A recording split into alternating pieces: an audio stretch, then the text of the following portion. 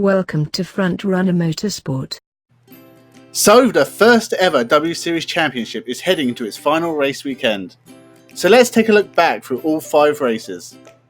Remember to like, comment and subscribe for more content, and I now have a Twitter account. So follow me there, I'll put a link in the description. Anyway, let's start with the selection process for the W Series. 55 potential candidates signed up to have a go at the new race series.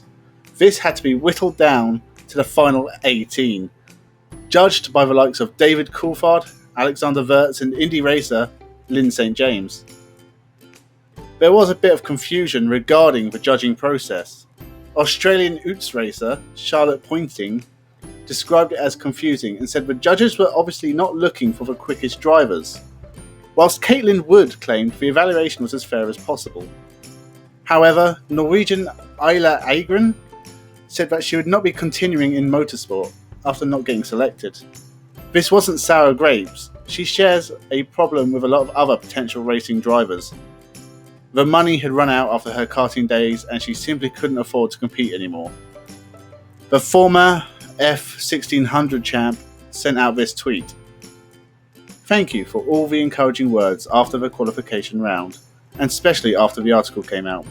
They mean a lot to me, thank you." So round 1 at the Hockenheim ring, Jamie Chadwick would win from pole and set the benchmark, and would have a good battle with the likes of Sarah Moore and Alice Powell, whilst Megan Gilks would slam into Emma Kilmalainen. Round 2 at Zolder, and Chadwick was on pole again and was making a name for herself as the one to beat. But confusion on the first lap, with Sarah Bovey broken down on the grid, and the commentators not sure if the race had even started, so they completely missed Visser taking Chadwick at the start. Meanwhile, Hawkey and Radest would get together, and somehow Kesley got involved as well. Visser would end up dominating the race with Chadwick, and Powell behind, battling like crazy. Round 3 at Misano, and Powell nearly flips off of Fabian Wolfrand at the start. Jamie Chadwick took the lead and took the win, but she would spend the whole race with Visser right on her tail, and the championship still wide open. Round 4 at the Norris ring, and Sarah Moore would spin and take out Shea Holbrook. A lights to flag victory for Marta Garcia with Visser and Chadwick behind, and Kimalainen climbing through the field.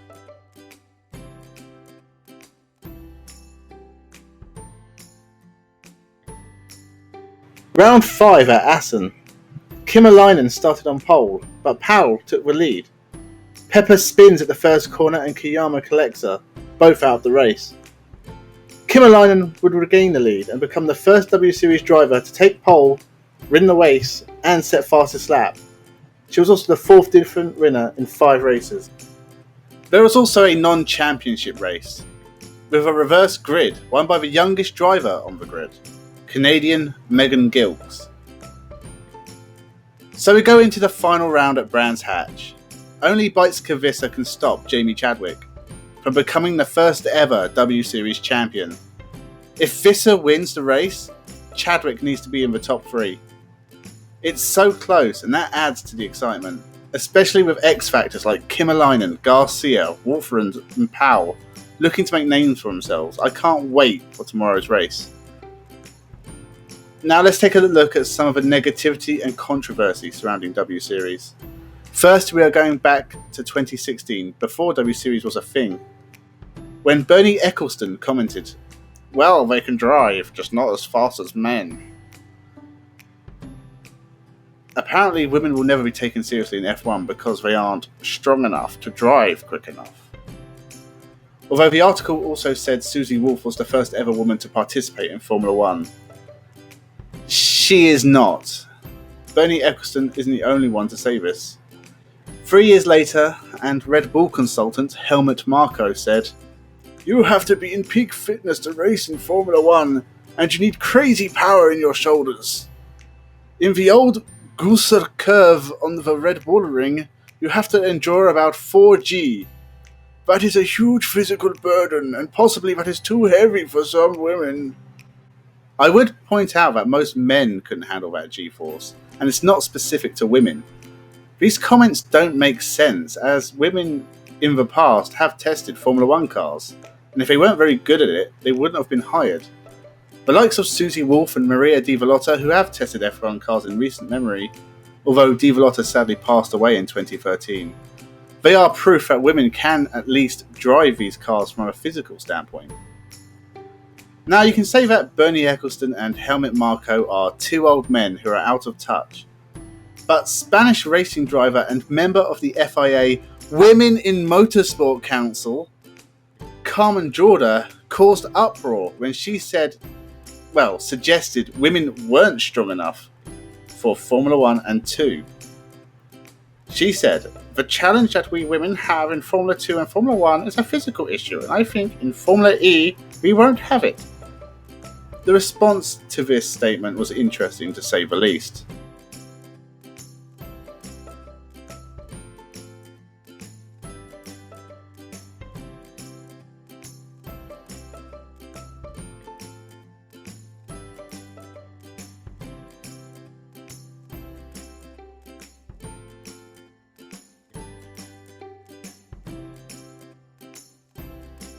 She did put out a statement apologising, to save her job.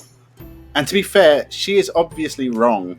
But if she said that Formula E should be an option for top women to compete in, she wouldn't have been quite so wrong. Formula E is great and highly competitive. If it's an option available to you, I'm sure many would snap it up. Anyway, as I said in a previous video, the only measure of the W Series success is for a woman to make it into the highest level of motorsport. And we will have to wait and see on that front. The racing has been good and introduced a lot of these female racing drivers to people who wouldn't have known about them otherwise. I look forward to this Sunday's race, and I will be making a video about it, so remember to like, comment and subscribe please. More stuff coming. I have a Twitter now, so follow that, and I'll talk to you in a while. Have a good one.